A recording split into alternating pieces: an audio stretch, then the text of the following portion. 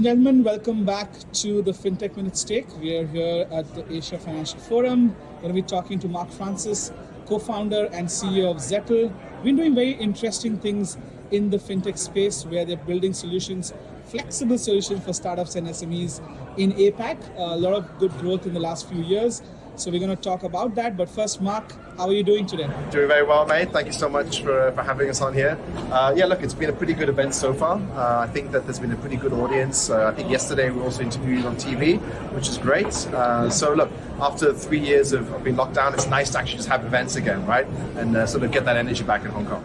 Yeah, you were on TV, now you're on the small TV, as you like to call it. It's going to your the audience. Micro world. Yeah. So tell us a little bit more about Zetl and your journey in the last 3 years. Sure. So Zetl started 5 years ago. When we first began, we were a direct-to-business lender, right? So B2B lending. Channel partners would pass us companies to finance, and then we would onboard them, do the underwriting and finance in that way.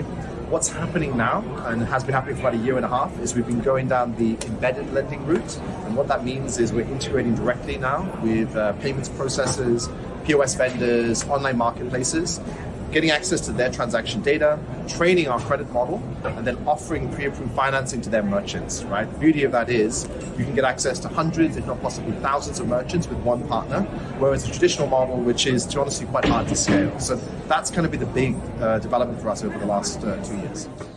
You know, like regulations, I think, matter a lot in this space, right? Open banking, open data. HKMA has been doing quite a bit of work on that. You have the CDI, the Central Data Interface, coming up. How do you see that playing a role, not just for yourself, but the ecosystem? Yeah, so look, I mean, in Hong Kong, we come under the moneylenders ordinance here. Singapore, it's actually an exempt activity, B2B financing. Australia is also the same. In the Philippines, we actually have a banking license that we use to lend compliantly. And in Malaysia, we're actually acquiring a license ourselves. So we need to stay on top of what's been going on. Look, the open banking initiatives has been huge for us because with open banking API integrations, we're able to get access to bank statement data in real time, which obviously helps us to come up with more accurate credit underwriting decisions. So that's been a big part of it. And I think the other thing is more the technology developments that have followed on from that. Things such as e-direct debit authorizations or e-gyros in Singapore. You know, these obviously have a big impact, and also things like virtual collection accounts as well, right? So in terms of regulations, we don't see a huge amount affecting us at the exact moment, but the key thing is every market we expand into has its own regulatory environment. So I think for us, the challenge is to make sure that we stay on top of all of the local legislation and regulations so that we obviously follow everything compliantly. So if you were to, you've been founder for a while now, 5 years, as you mentioned, managed to get through COVID. Yes. As people may think, there's a lot of credit that people needed, but it's actually very tough underwriting that, yes. Right? And you've gotten through that. So what are the lessons you would say, pick 3 key lessons other founders in the credit space can learn from Zetl and yourselves? What did you experience? Sure. I think, look, the first thing is that the lending is hard. That is without a doubt. Lending is difficult to do, particularly after 3 years of COVID and then the financial markets as they've been in the last 1.5 years. So I think for us, we've learned how to have a very robust credit underwriting methodology. You need to have something that is clear-cut, that's scalable, that can be replicated across all of the companies you're underwriting.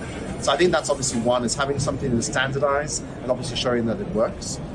2, technology, without a doubt. We are small, but we are nimble, we're agile. And what that means is we're able to integrate with a bunch of different partners through API layer, which allows us to really punch above our weight, right? Versus traditional banks and even some of the bigger lenders out on the street. So I think trying to innovate is also important, and through technology is a key part of it. And I guess the third part of that is also making sure that you've got the access to the right markets, right?